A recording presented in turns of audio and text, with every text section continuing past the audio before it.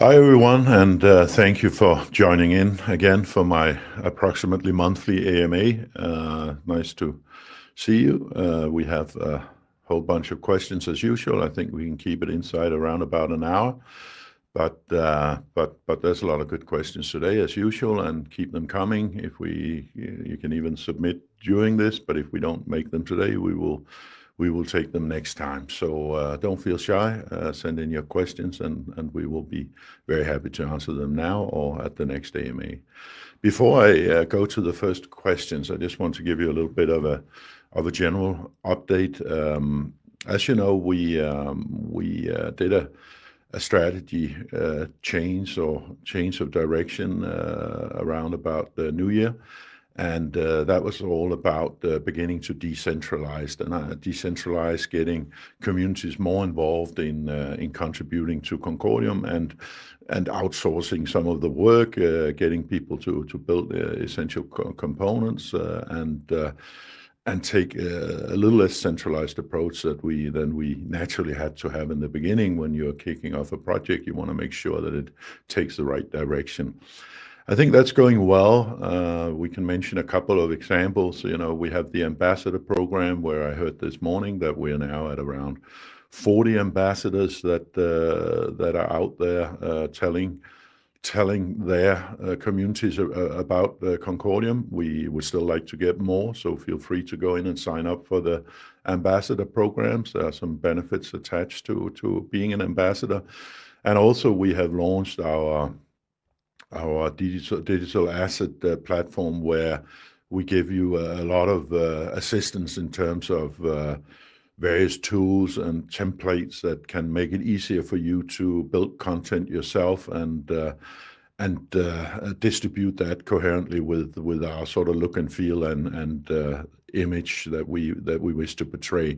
So I think that's going well. We had a target of getting to early 30s. We're at 40, and as I said, if that is something that would inspire you and interest you, we're very happy to have more of you joining that program. We're also setting up a more organized effort to build our developer community. We have now 2 persons dedicated to that. They are beginning to organize events, side events at some of the various conferences and our own events, all with a purpose to make it easier to understand how to work with Concordium, how to use our code, how to build on Concordium. And we have also, in context of that, we have released an updated version of Concordium Academy to support builders, to support developers.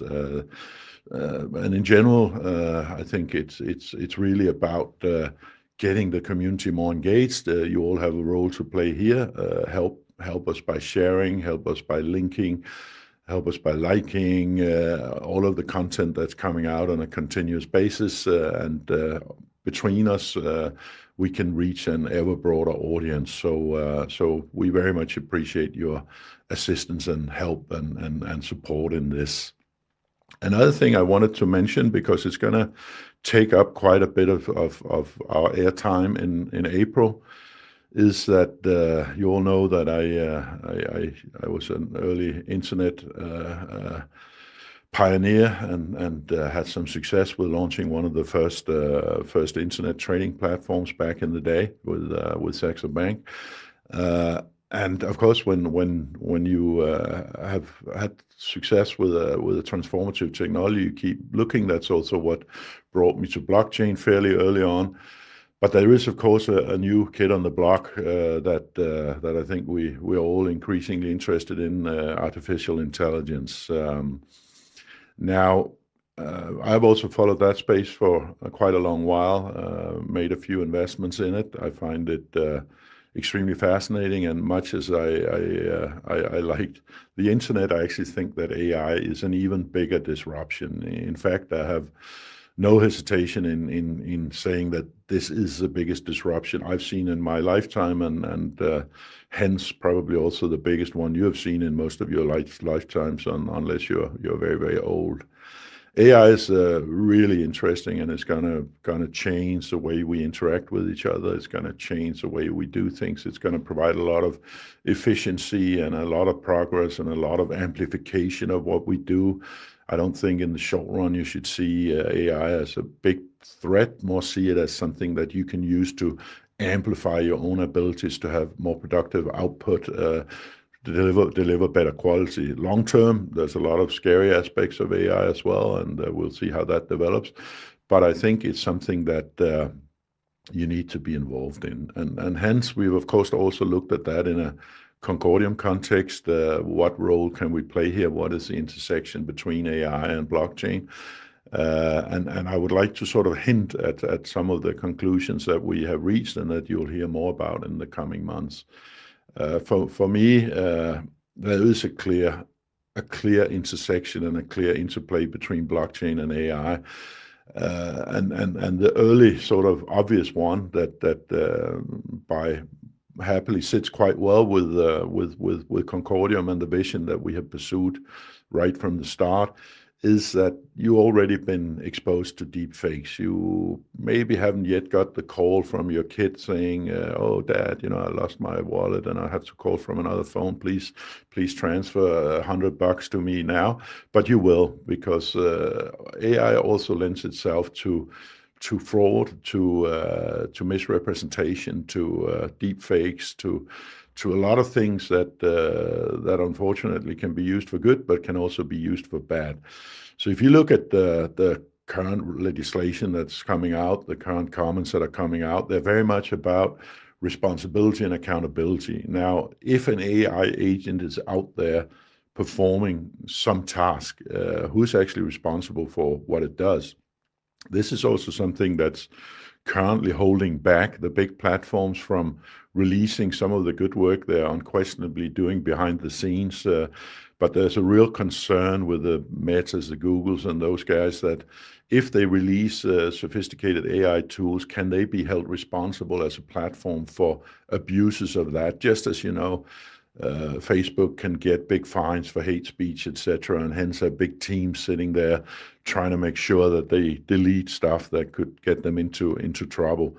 Now, AI is like a multiple X magnification of that risk, because now you can actually produce stuff that is very convincing, very lifelike, and in essence can be put to say and do and present anything.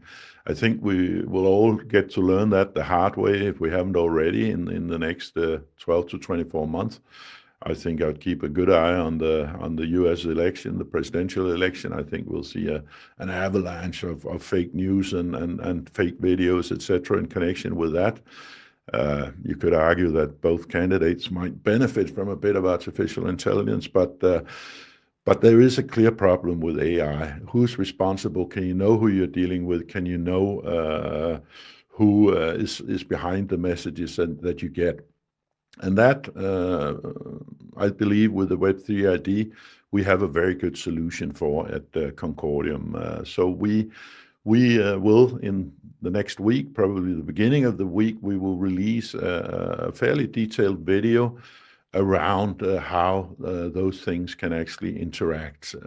There's a new space which I'm very interested in and have made investments in, which is around digital twins, avatars that are representations of human beings, and that's pretty cool because we're pretty close to a level where an avatar can take trivial meetings, can interact with you in a live stream, so you can sit and speak to an avatar, not just type in stuff in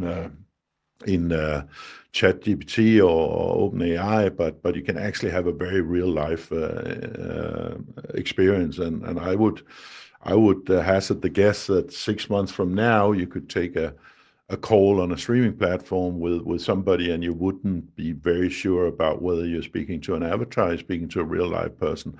That raises a whole range of issues about how do you authenticate avatars, how do you authenticate videos, how do you authenticate all of the stuff that's going to come as a part of that revolution. And we are very well positioned to offer our solutions on that, and we've been working towards that for a while now. Hence, while we haven't talked much about it, we will, over the next coming months, release several use cases where we show the interaction between AI and blockchain, and very real applications of that. So expect that April will be a campaign around this, and it'll kick off with actually with an avatar of me, where you can see how close we are with this technology to both being extremely valuable in terms of being able to do much more in the same time span, but also being extremely dangerous, because if it was not me that released that particular avatar and somebody else built it and sent it out there to do all sorts of things that I wouldn't like, well, then you have a real problem. So the whole need for authentication is going to be really, really big in that space. And I believe we have one of the very few solutions out there that are actually ready to handle that. And that's a combination of the Web3 ID, zero knowledge proofs, and everything that we've been building, really. So I see with the new AI focus and the new AI releases that's coming really thick and fast, almost improving on a daily basis. I see some of these things coming together to a very, very interesting interplay between Concordium and the AI space.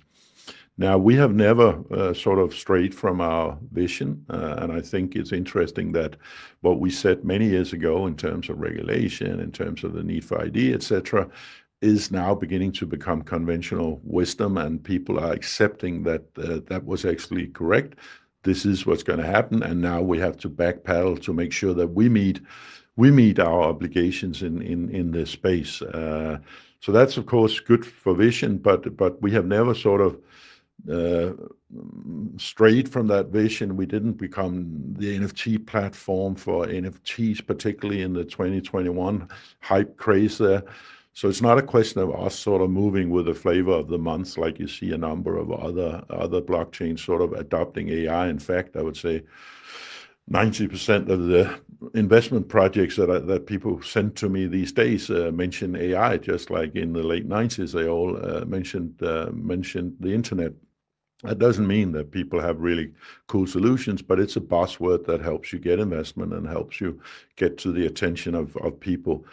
And you see that a little bit in our space as well, because blockchain is sort of not a stranger to jumping on the latest trends and trying to stuff blockchain in every way you can. But in this case, I think it's a very, very real application for Concordium. So I would see it more not as a pivot, but as a stronger focus on a new and very important application of what Concordium is already building. So we're focusing increasing on that. We will also direct an increasing amount of our grants towards AI. On a separate level, I'm very interested in AI use cases. So if you have any real groundbreaking AI ideas and use cases, feel free to present them to Concordium or even Sire Capital, my investment company. So we will kick this off this week. I just wanted to hint a little bit at it. There'll be, as I said, a fairly detailed video, which will hopefully be an eye-opener for some people during the coming week. I don't want to spoil all the fun ahead of time, but expect that you will see a lot more from us in that area. And I think it's a real valid application of Concordium, and rather an extension of the decentralized strategy. It is an increased focus on that area rather than a pivot of the basic philosophy of Concordium. But it happens to sit very, very well with some of the problems, or many of the problems, that AI will undoubtedly represent, and will become more and more obvious, these problems, and be subject of regulation, these problems, in the very near future. So I just wanted to start with giving you that little teaser. I hope you'll enjoy what we're doing in April around this, and then I will move to the questions. So could I have the first question, please? When does Concordium partner with an exchange that uses Concordium KYC, so I don't need to submit KYC again when registering? We need more use cases like this. I absolutely agree, and I think the thing about financial institutions, exchanges, people in that space, is that as current legislation is, you actually need to do your own KYC. So if you imagine that we had hundreds of thousands of clients coming into Saxo Bank, we would have a big department sitting, making sure we knew who they were, making sure we knew where their money came from, making sure that we knew what experience they had in terms of what projects we could, or what products we could offer them. And it was major cost factor, actually. Now, if that same client then went to one of our competitors, even in the same country, the next day, and wanted to open an account there, he or she would have to go through the exact same thing, which is, of course, extremely inefficient, but has a part role in that the financial regulators like to be sure that they can hold a specific financial institution accountable. We are working at a pilot level in the UK around a portable KYC solution, so that you could pass this on from financial institution to financial institution. And that's a very interesting project, because it would save people an awful lot of cost, and it would also create a standard so that the KYC was identical and could subsequently be approved by a regulator as what they exactly would like to see. So there is some legislation around this. We would love to see exchanges using our ID, but there may be some legislative things that makes that a little harder than it needs to be. I think it makes an awful lot of sense, because nobody really wants to spend the money on an irrelevant ID KYC when it already exists. And interestingly, I think we're seeing some examples of people that are now coming with ID solutions that they can sort of piggyback on the Concordium ID as a base of token-based ID solutions, i.e. sort of not foundational ID solutions. So there is definitely a space there with portable KYC, portable ID. And of course, we're exploring that as much as we can, because we think that's a key characteristic, a key selling point of Concordium, that we actually do this stuff and do it across the entire foundational blockchain, so that it can cross, and you can use the zero knowledge proofs from one use case to another. Good question. We'd love to see exchanges and other financial institutions piggybacking on our ID KYC, but I would say it's probably more likely in areas where you just want to do an ID on another blockchain, etc. And we have had requests around collaboration in this, rather than immediately on financial institutions like banks and exchanges. Next question, please. How's the work going on finding a CEO, and what type of candidate are you looking for? It's going well, or it's ongoing. For me, it's an important ambition for this year to find a 24/7 CEO.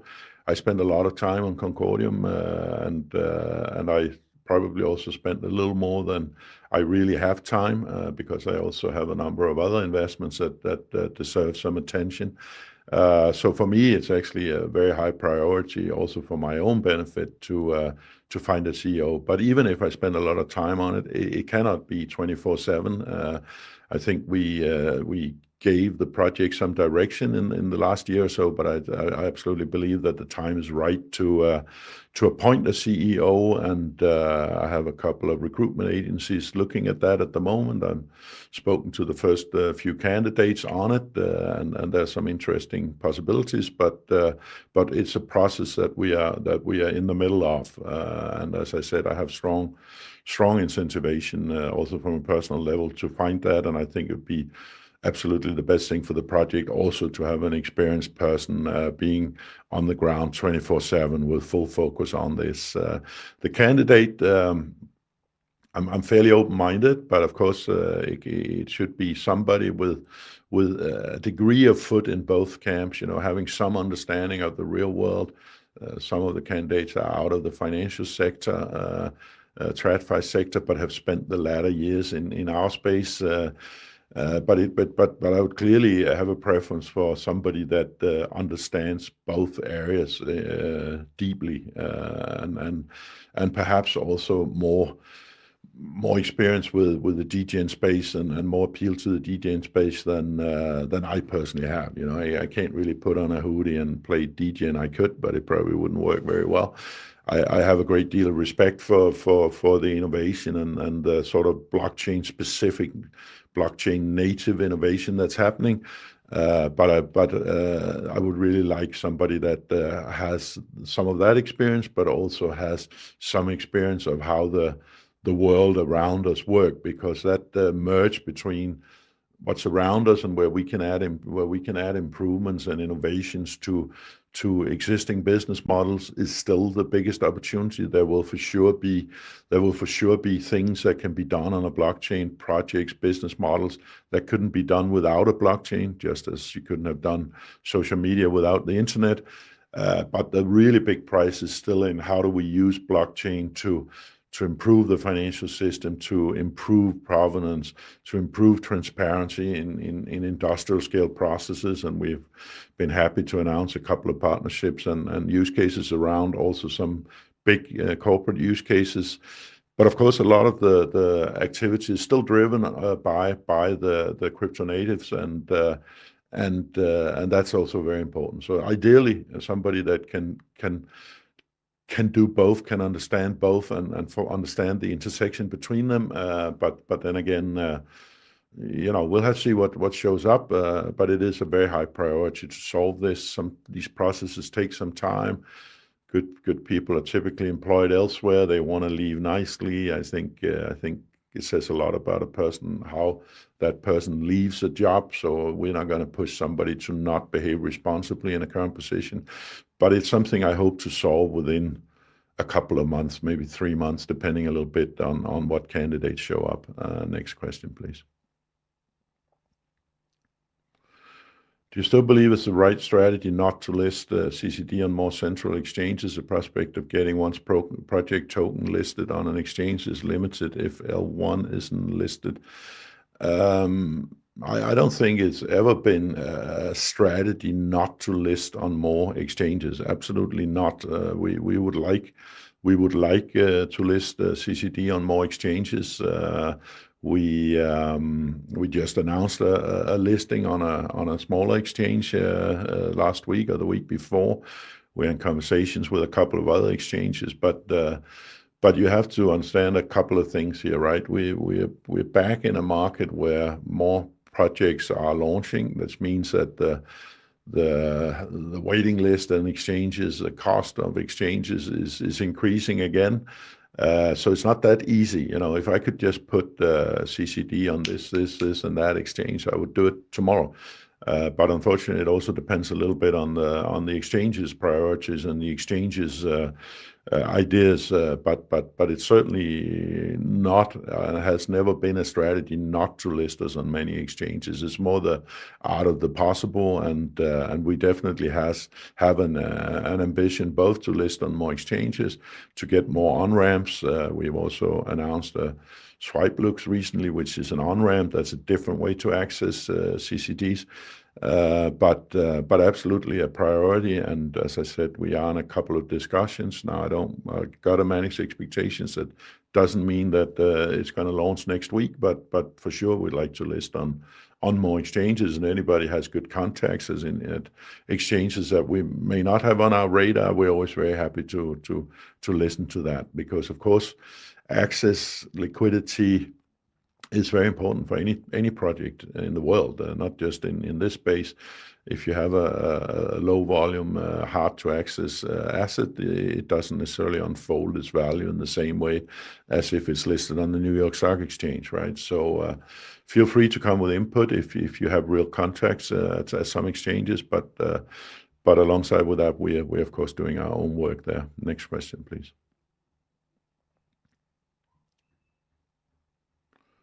When can we expect something from Giga? Giga is a agency that does its work seriously. So they're doing an assessment of what is the right thing to do. I think they should be allowed to do that work, make their assessment about how is the right way to go out and promote Concordium. I believe that the AI campaign I just referred to is largely an internal one, but then we should start seeing some output from Giga probably during the month of May. Next question, please.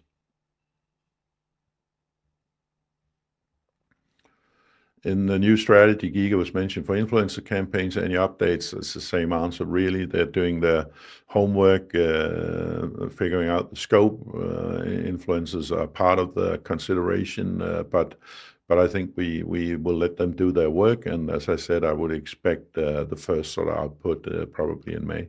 Next question, please. When exactly will Tricom Bridge go live? They have been through an audit process, but it is my belief, and I think that's pretty firm, that it will go live mid-April. So I put my hand on the hot stove there, but that's the latest I've heard, that sometime around mid-April, Tricom should go live. Next question, please. Why are people from the board of Concordium AG, the company, and those of Concordium Foundation, e.g. Professor Uli Maurer, totally quiet regarding Concordium? It could be interpreted as a lack of commitment. It seems that Lars Seier is the only Concordium management person promoting the Concordium blockchain and speaking about it publicly. I wouldn't quite agree. I think certainly for other management people from the day-to-day management team that are quite active in sharing information on various channels. I think you have to understand that the board are people that are sort of overseeing the governance of the project. They have skill sets in that. There's a lawyer, there's a professor, there's various people of that nature. And I don't think they see it as a job to sit and be on social media all the time, and I wouldn't ask that of them. So I think they prioritize their time. They're providing a valuable service to Concordium that I am happy about and grateful for. So I'm not going to sit and push people that have important work to do in their other functions to sit and be on social media. I think that's up to the individuals themselves, and I think you will also see that the people you're referring to is not pushing an awful lot of other stuff on social media. You know, there's some things that are for some people and some things that are for other people. Of course, they're most welcome to do it, but it's not something that I would put as a precondition. I need people that know how to act on a board and help us get this project right and have the right governance for it. So I wouldn't be too concerned about that. We will announce a change to the board during the month of April, which may change that a little bit, but we'll get back to that. But I think our management team is generally active. Of course, they also have a day job, to sort of running the project and building the project. But I think all of the sort of day-to-day management are reasonably active on social media, and of course, again, you can amplify that activity by sharing their input, linking to it, etc., so that it gets out to even more people. And so feel always free to do that. We appreciate that, and I think it's important for spreading the word. Next question, please. Since the pandemic, Solana has been very successful regarding usage, number of wallets, transactions, community developer mindshare, and price go up. What inspiration does the Concordium team take from that? Yeah, I think Solana has without question seen a very significant pickup.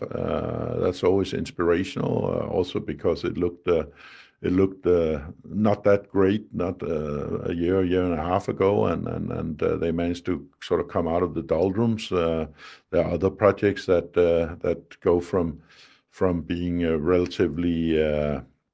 relatively low activity to increasing share of mind and use cases and projects. So of course we always keep an eye on the competitive space out there and see what seems to drive those projects. There are also a lot of projects that don't experience that. You have to remember that CoinMarketCap lists, I think, about 26,000 projects today. So of course it's not everybody that succeeds with that, but I think being true to what you do and keep working on delivering a good project is the precondition for ever having any success. And for me, it's very important to make sure that we keep delivering a good solution, keep bringing up interesting new use cases, and as I just referred to, also giving some additional focus and direction into important areas, as for example, artificial intelligence. So I think it's also a question of just continuously developing the project and let people identify that you actually are doing that. I don't know if you noticed, but if you go and have a look at transactions on the blockchain, they are actually increasing quite rapidly through multiple projects. There's another couple of high volume transaction use cases launching shortly. I think one in the next couple of weeks. So I think actually there is a progress there. It's not reflected so much in the valuation and the activity on the token, which I'm sure some of you are following with interest. But I actually think that the core metrics, which is transactions, that's why you have a blockchain to basically support people doing things on that blockchain, is a very encouraging metric. And if you haven't visited the CCD scan recently, you might want to go and have a look at how that's developing. Next question, please. Solana has a relatively new and powerful feature called Solana Token Extensions. Those extensions enable things like transfer hooks for compliance, metadata, and much more. Is there something similar coming from Concordium? Why not? So somebody thinks he knows the answer already. So I see we have a Solana fan here, and that's great. I like the token extension idea of Solana, which, if you don't know it, is about you being able to hook other attributes onto a given token. So I would say it's more like making a permission token on a permissionless blockchain, I guess would be the easiest way to describe it. And it's an interesting idea. It's kind of similar to what we're doing with verifiable credentials, but in a less foundational way, if you will. So it's more about you having a project and being able to attach certain conditions to transfers of tokens and between your users. So it's slightly different to our sort of foundational idea of these things going across the entire blockchain. But that doesn't mean I think it's a nice project, and I think it is something you can be inspired by, but it is to some extent covered by what we call verifiable credentials. But it is an interesting thing. But it's really about reducing the sort of the permissionless nature and giving a project more control over their tokens. So a slight variation on the basic idea of blockchain, but an interesting project, and we keep an eye on it. But I would say we have our own strategy for that around Web3 ID, verifiable credentials, etc., which I actually think is a better way to go, because that is why we chose that way. But absolutely, we keep an eye on other good ideas out there, and that's not the worst idea I've seen recently. Next question, please. Do you see a risk that other blockchains improve and that Concordium loses its unique selling proposition, identity, and confidential transactions? I don't see it as a risk that people are actually coming round to our narrative. I think it's a good thing. I think it proves that the vision we had from the start was correct, and I think that increased focus on ID and other aspects of accountability and privacy, and the difference between privacy and anonymity, I think it's a good thing. So I welcome that other people try to find solutions there, because it actually validates our use case, or our vision for Concordium. It mostly is solved by kind of token solutions to ID. So it's not really touching at the crux of the problem, that you want an entire environment that's safe to operate in, because you would still, on many chains, even if you can tokenize an ID or a soulbound token type thing, you still have the problem that a vast proportion of most networks remain anonymous and remain problematic, which I think is not really grabbing the problem at the root, but we decided to do that from the outset, and hence have a completely uncontaminated chain, which I think will increasingly prove to be an advantage. But I think it's good that other people are coming around to this, because I think, one, as I mentioned earlier, there's a probability that some of these people will actually see Concordium as a shortcut to populating their own ID solutions, i.e. that we can be an undersupplier for some other projects there. And I think it's a general validation of that the world is moving in the direction that we foresaw many years ago. So I'm actually quite encouraged that if this was still completely the Wild West and everybody could do whatever they want without any thought for regulation or legislation or accountability, I'd be more worried than I am by seeing the space moving in our direction, to be honest. So I think it's a good thing that other people built these solutions. I think in terms of the technology itself, I think, and I know that Concordium compares very well. It's a very well built blockchain. It has worked without incidents since launch. It has a low block time. It has finality. It increasingly supports more and more transactions, and we know we can extend that if and when needed primarily to parallel block execution. So I actually think we should recognize that we have an extremely well-built technical solution here, where you see a number of breakdowns and problems with other blockchains, none mentioned, none forgotten.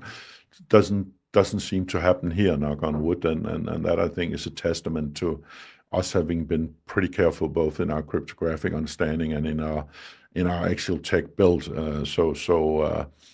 As the space matures, I think this will increasingly be recognized by people looking to deploy blockchain. It should be.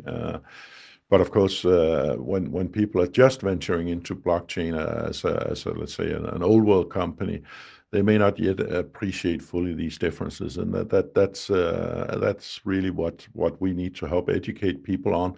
A blockchain is not just a blockchain. There are good blockchains, solid blockchains, and there are not so good blockchains. And it's not necessarily about who pays most influencers or who hypes most. If you're a corporate, you want to make sure that things work, actually, and probably less influenced by that. Next question, please. It seems the people involved in Concordium are much older than those in Ethereum or in Solana. Is it a problem, or rather an opportunity to win over some more experienced people? I think it's both. I would love to be 30 years younger, but I don't think AI has fixed that just yet. But I would definitely take that. I'll definitely take that upgrade. I think it leans back to the discussion we had around the ideal CEO, that you have kind of two environments here. You have the crypto native DDN, new inventions, new business models, and you have the application of blockchain into industrial scale solutions, where it adds efficiency and transparency and security and immutability to data. And these are two quite different environments, although building on the same technology. And of course, if you grew up with no experience from prior to blockchain, well, then you presumably are very well versed in that, because that's your primary interest and where you spend all your time. If you grew up before anybody had heard about Bitcoin, and you saw how the world worked even prior to the internet when I was a very young man, then I believe there's also some benefit to have seen those transformations and see what drives them, and what the consequences are of them, and what might work in the short term but not in the long term, and what might be slower in the short term but work in the long term. So I think ideally you have a combination of both, and we probably are a little heavier on the gray hair than on the degens, which is kind of an issue, but that's also why it's important to build communities around us that are fully developed out of the native environment. But in my experience, you have to be open-minded, and I think, to be honest, that I and the other people that moved into this space from another history before have proven that open-mindedness. You see also quite a lot of very clever TradFi people moving into this over the last few years, and they're actually coming up with really, really clever stuff that is also based on their understanding of problems and challenges and solutions in the old world, and that definitely adds a value as well. And I think some of the projects I like to look at is actually where I see that combination of experience, but also understanding of the crypto native space. So I think it's good and for some things, and the youngishness and the enthusiasm and the sort of deep involvement only in that space is also good. So I think you can slice that both ways, to be honest. But the fact that I am 61, I can't change. So you're going to have to live with that. But thankfully, I'm also pretty much the oldest guy in this company, I think. So don't worry too much about that. Next question, please. What do you, Lars, think we, the community, should improve or put more focus on? How can we help make Concordia more successful? Thank you for that question. Nice of you to think about it. I normally state that anything you can do to engage with us, engage in our communities, help newcomers to that community, spread the word, spread the awareness, share the content, link to the content, come with good ideas, come with input to us, I think is all very welcome. And that's happening for a number of people out there, and some people have done a lot to produce content, to help distribute content, etc. We have now kind of formalized that a little bit more with the ambassador program. So again, I would encourage, if you feel you would like to play a bigger role in that, then we very much welcome serious applicants to that program, because there we make it a little bit easier for you to actually support and help us. I would also remind you about the election to the governance committee that's coming up in June, I believe. We are putting up 2 places on our governance committee in the continuous decentralization process, and you, the community, can vote on who you want to join the governance committee. So if you have that interest, consider yourself as a candidate. What does the governance committee do? It looks at various directions for the tokenomics, for the inflation, for the aspects of how we run this. So it's an interesting place to be, and we're going to add 2 members to this governance committee on a regular basis, so that ultimately it will be run primarily by community elected participants. Today it's coming from a base of people we appointed to it, but that's a very good way if you really want to get engaged.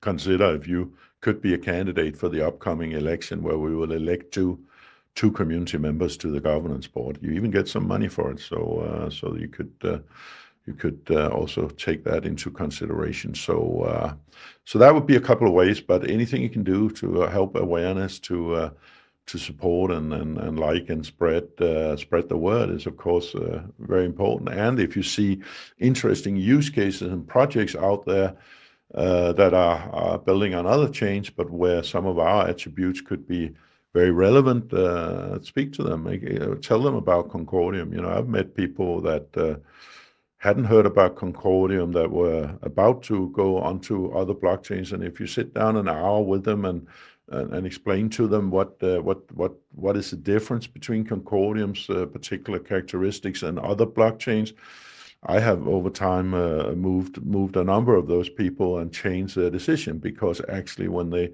understand what we do, they can see that it's a better solution, particularly if you have concerns, of course, around ID KYC. We also have now very, very low transaction fees. You can see that some of the other chains have increasing transactions fees as they grow more successful. I believe that's the case with Solana, for example. And that might not mean anything if you're doing like high value transactions, but it means a lot if you're doing low value transactions. So the combination of a solid build, all of the attributes I described before, low transaction cost, and the ID. If you see people out there that seem to be able to benefit from that, send them our direction, and we'd be happy to speak more to them about why they might want to consider Concordium. But thank you for the question, and we very much appreciate anything that any of you do. So the more the better, but we already appreciate what's being done. If you, as I said, particularly interested, consider joining the ambassador program, or if you are really deeply interested, consider running for the governance committee. Next question, please.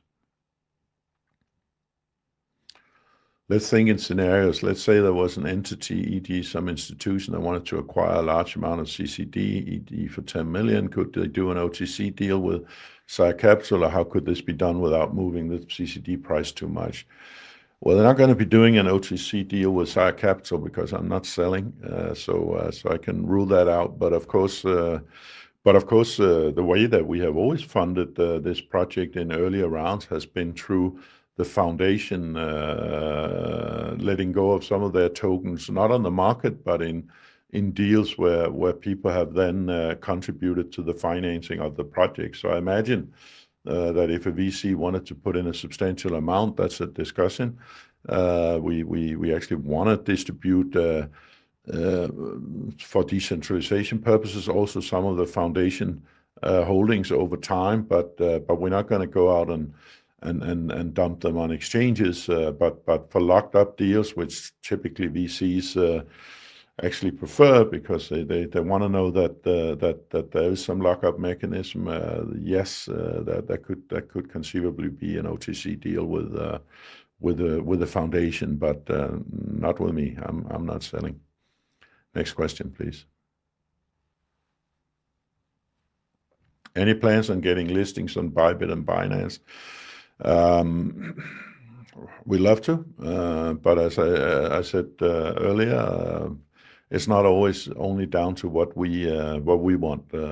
We have ongoing conversations with a couple of exchanges at the moment, decent exchanges, not the size of Binance, but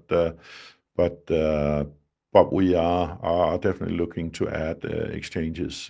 But I'm not going to go into details about who or who not, because that's another thing you need to remember, is that when you list on an exchange, the modus operandi is pretty clear. You do the integration, you maybe do an incentivization program, but you let the exchange announce it. So even if I did have an exchange that we would launch on Monday, which we don't, then I would not be able to tell you about it, because the exchange would then get pissed because they want to run the announcements around this. So, but rest assured that we're keeping options open to go on more exchanges and more on ramps, which you shouldn't forget in this context. Next question, please. You posted a picture on Instagram on 18th of December 2017, enjoying lunch with Charles Hoskinson. Is that the day you decided to launch Concordium? Charles is a good friend. I've had a number of good interactions with him, and it's correct. We had a nice Christmas lunch in Zurich back in 17, and actually to some extent you're right, because I was sharing some of my misgivings with Charles around the anonymity, and at that point a whole range of technical issues that were not solved by most of the early stage solutions. And we had a constructive conversation about that, but maybe it was a bit too critical, because in the end he said, Lars, if you're so unhappy, why don't you build your own blockchain? So in a way that got me thinking. So it's not incorrect, the story. And I went home the same evening and said, Charles is a sensible man. He's probably right. So what is it really? Let me quantify what my concerns are with Bitcoin and Ethereum, and let me sit and make a checklist for how do I think that the right blockchain would look, and out of that came Concordium. So to some extent that story is correct. Next question, please. You're on the waiting list. Somebody's looking at my Instagram here. You're on the waiting list of your Danish compatriot, Nicholas Nicolajsen. Why is CCD not on the list at Bitcoin Swiss? It's true that I would like to think, a very good personal friend with Nicholas. So we both live in Switzerland, and we try to meet up occasionally to share some talk about the industry, and most likely a nice bottle of red wine. And Nicholas can tell me about the latest goal item or weapon that he's bought, which is his two passions. So we have a very friendly relationship since many years, and I actually knew him just when Bitcoin Swiss started. I'm not quite sure what you mean on the list at Bitcoin Swiss. Bitcoin Swiss is not an exchange per se, but we're in close contact. I can take it up with him if we can do a little more for CCD on Bitcoin Swiss, but Nicholas has actually sort of moved to being honorary chairman of Bitcoin Swiss, as far as I know. So he's not so involved in the day-to-day operational stuff. Incidentally, he just got his third baby a day or two ago. So congratulations to Nicholas if you see this at some point. But he's a good friend, and obviously a true OG in this business. So we have a lot of fun, and we actually also discuss sometimes what good for the industry, what could be good for Concordium. Next question, please. The largest L1s lack protocol level ID, potentially impacting regulatory compliance. Solana Sol ID initiative addresses this. Is this sufficient? What will other layer ones have to do? Our Solana fan is back. Yeah, Sol ID is partially addressing this. Again, it's more at a tokenized level.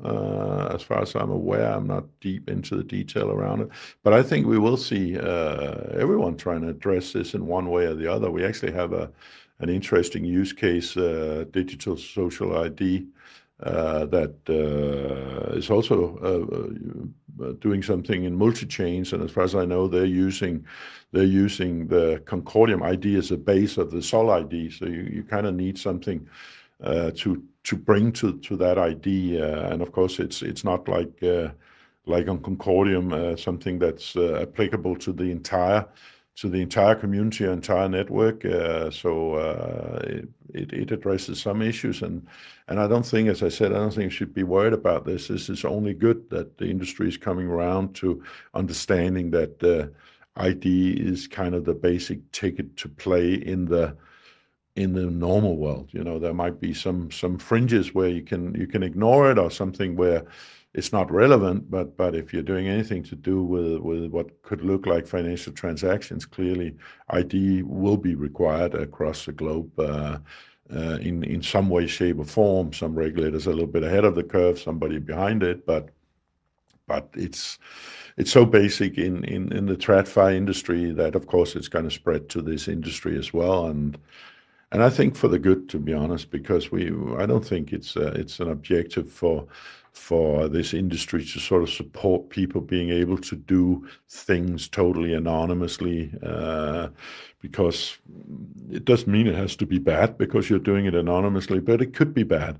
And of course, regulation and ID KYC is all about protecting weaker participants in the industry, that they don't get taken for a ride by professionals, and that they have some requirements to actually assess suitability, and also that users can assess what they're dealing with. So I think it's a good thing, and I think it's very supportive of Concordium's narrative and a validation of the vision we had all along. Next question, please. Despite promises of better liquidity, this still hasn't happened. When can we expect that? Larger investors still can't buy, sell without moving the price. I would say there is a little bit more liquidity. If you go have a look at CoinMarketCap or CoinGecko, we certainly want it better still, but actually it is picking up somewhat, and I think there's hardly any token where, depending on how you define a larger investor, but there are very few tokens where you could make a meaningful big transaction without significantly moving the price. I'm not saying that that is not a lot better on some of the bigger tokens, but it is a problem, which is also why when I do like to take a punt, to be honest, still I don't think Bitcoin or Ethereum even are suitable for short-term trading. Then I revert to fiat, the euro against the US dollar, where you have trillions of liquidity in real liquidity every day, and where you can make substantial trades, 50, 100 million, essentially without moving the price, which of course means you can go for much smaller movements. So liquidity is a general problem in the industry, but something that needs addressing and will happen over time if the space gets more popular. But and that is a problem for example, institutional adoption. If you need to have a real exposure in a market, it's very hard to put on, I would say, even in Bitcoin, but certainly in anything else than Bitcoin and Ethereum, it's very hard to put on a large short-term position. In fact, not possible, I would say. So that's why it's a hodl space. You pick your bets and you try to hang in with them for a while, because when I trade euro against the dollar, I can trade 10, 20, 50 times a day, and probably turning over $1 billion or something in say 20 transactions, and go for very, very small intraday movements. This would be completely impossible even in Bitcoin. So we're still lagging behind big, deep liquid markets, but interest is increasing, it seems. Next question, please. Will it be possible to meet someone from Concordium at any conferences soon? Yes, and I would like to just say that here. I'm heading on Sunday night. I'm heading to the Paris Blockchain Week for a few days. Then I'm heading to Rome for a couple of use cases, and then I'm heading to Dubai Token 2049. All over the next 2 weeks. I'll also be spending a little bit of time in Abu Dhabi. So anyone that has an interesting project, an interesting use case, feel free to reach out or connect or introduce. And I will, both in Paris Blockchain Week and in Dubai, be joined by a small team of Concordium representatives. So yes, we will be around there. We will also be at Consensus in Texas later this spring, where actually we will most likely also showcase some of the AI stuff we're working on. So yes, we try to come out there and meet people, and if you have something serious and important, feel free to make an introduction. Next question, please. Currently, Concordium is fostering a minimal viable ecosystem through a hyper-focused effort to identify, enhance, and promote the features that can interplay to create a self-sustainable blockchain ecosystem with positive networks effect. How can anyone make anything of this extremely long and difficult sentence about the roadmap? When will the value of Concordium be communicated in more inspiring ways? I do agree that particular sentence is a bit of a tongue twister. I think it does try to describe what we're trying to achieve, but I wouldn't sit here and argue that that's a Shakespearean example of preciseness or expressing things as clearly as possible. But I actually does think that what it says is what it says on the box is what it does, right? Of course, communication is always a question of taste. I think in general we're trying to communicate pretty much eye to eye with people, but maybe that's not the very strongest example of that. Next question, please. Are there still plans to list on a tier 1 high volume exchange? We've seen the announcement about SwipeLux and LCX exchange. Yes, these have minimal impact and don't lead to better liquidity. Well, I mean, many streams make a river, and both of those are adding to liquidity. It's not Binance, but they are adding to liquidity. And I've already touched upon the whole exchange listing aspect. It is not just us that decides which exchanges we're on. It's not for lack of interest in it, and we have several discussions ongoing. But we can't really speak to it before we are there. So we keep working on that. Thank you. Next question, please. Why does Concordium do a giveaway of CCD with SwipeLux, knowing and even mentioning ZeroID, which is a competitor? Let's take that in two parts. On all exchanges and on-ramps for that matter, there's a preference for an initial presentation campaign, and that's the same with SwipeLux. It's a way to introduce people to the fact that now there's a new token on that particular exchange or on that particular on-ramp. So I don't think there's anything unusual in that. Everybody else does that, and actually it's generally a requirement, certainly from exchanges, that you also allocate some tokens to an awareness campaign or trading competition or whatever you call it. So that's pretty standard, I would say. ZeroID I wouldn't call a competitor more than in a wider sense of any ID solution being a competitor, but again, there's nothing unique about that. Any exchange you go into, at least any serious exchange, any on-ramp where you can swipe your credit card and buy a token, you will be asked for KYC and identification. So that's pretty much standard as well. And of course, there are a number of solutions on-chain, off-chain for that in these off-ramps and exchanges. So I'll say that's normal. If you go into and open an account in Saxo Bank, you'll have an ID KYC process, and that's not necessarily a competition, but of course it's a different way of doing ID KYC. So that you will find in any serious environment. So I wouldn't really pay too much attention to the specific mechanism that an on-ramp or an exchange uses. Our ID is very specific. It's done the way we think it should be. It has the add-on verifiable credentials, zero-knowledge proofs, goes across the entire network, and I would say it's not directly comparable to sort of the ID KYC onboarding mechanisms on various financial intermediaries or exchanges or on-ramps. Next question, please. Is the foundation selling CCD through Northstake? No, the foundation is not selling CCDs. Its foundation is, as I mentioned, could do an off-market deal with a big investor or something. That would have to be a bigger one for funding of the project.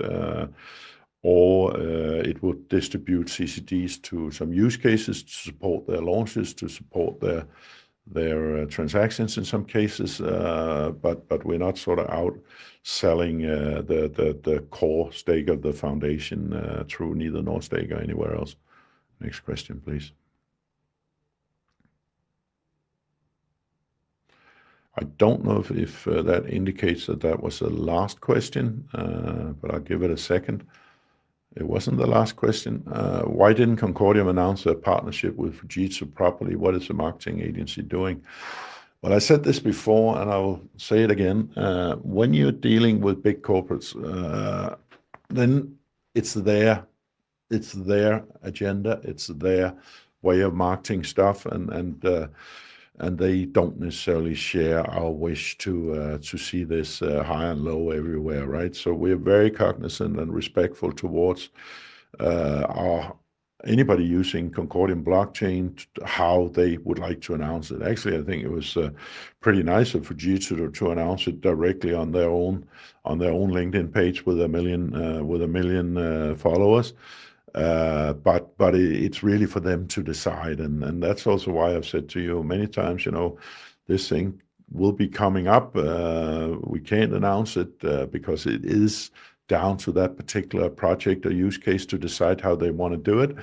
And typically, the bigger the corporate, the more conservative they would be in their communication. Then we have other, more classic crypto native use cases where there's a shared ambition to tell everybody about it and get awareness, etc. But when you're a big corporate, you want a blockchain that works, and I think that's what we should appreciate when people like Fujitsu choose Concordium and to work with us. It's not something that we should sort of hijack to promote our own courses, and that would not be taken very, very friendly by most corporates if we did. So that's just the way that game is, and we have to respect that corporates run to their own agenda, to their own marketing messaging, to doing things the way they want to do it. We're just happy that they choose Concordium over other opportunities out there.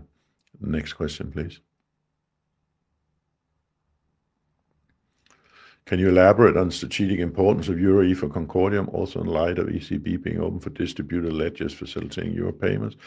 I think EUROE was a very important addition to the ecosystem. To have a native stablecoin on Concordium is important. I like the EUROE team. I like the model. It's licensed. It has a good strategy for securing that it's adequately backed by assets for the value of the EUROE, and we are trying to integrate it where we can and use it where we can. In fact, we are considering if we should pay grants in EUROE to support the project.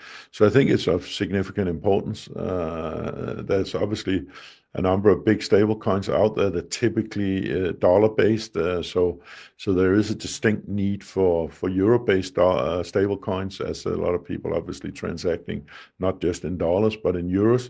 So I think it's important, and I think we should all support it. So if we have a way to use EUROE in some context, do it by all means, just like we aim to do. It is important to have a native stable coin. It's important to have euro stable coins, and we're very happy for that collaboration. Next question, please. Last question. Concordium is addressing a wide range of use cases from gaming to real-world assets. Would you think it makes sense to perhaps focus more capacity on a few use cases to excel in those, and how do you perceive this? Well, clearly, there is some prioritization in our process. We give some people grants, other people we don't give grants. We give some people small grants, we give some people bigger grants. We try to help anybody that wants to build on Concordium with assistance, be that technical or commercial. And of course, we provide more of that to people with big potential than it's possible for us to do with use cases with more limited potential. So I think we are to some extent doing that prioritization, and I think we have to, because resources are finite, and you can't give a total resource to everything, because then you will get nothing. So as I said to you, we're going to increase our focus on AI. So that is going to be visible in some of the stuff we bring out, some of the use cases you'll see over the next month, and also on some of our grant activities. So there is a degree of of additional focus on that sector, certainly for sure. We are also very interested in the real-world asset aspect because we have built the Agora platform. We're getting very good feedback on people that are beginning to build on that one. So we're kind of having a piece of accessoric infrastructure, so you don't have to build it from scratch yourself, and that resonates with some real-world asset use cases we got underway. So there is a degree of prioritization. But of course, we are a foundational layer one in principle, use case agnostic. So we don't want to stop anybody building on us. But of course, we decide what we prioritize in terms of giving grants, allocating resources, etc. But we try to really be a very supportive team towards anybody that's interested in building on Concordium, because that is something we hear that's not the case on all blockchains, where you're pretty much left to your own devices when you decide to go down that route. So, that was the last question. We did it in about an hour and 10. So thank you very much for listening in. Let me repeat that April, you're going to see a focus on AI, including a kickoff in the coming week. I mentioned the Trichome Bridge in mid-month, which is also an important development.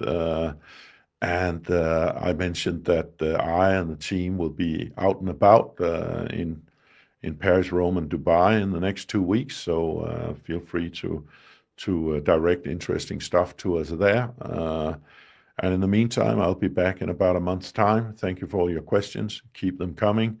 Keep liking, keep sharing, keep linking to our content. Join the ambassador program if you are interested, and we'll all collaborate to spread the word.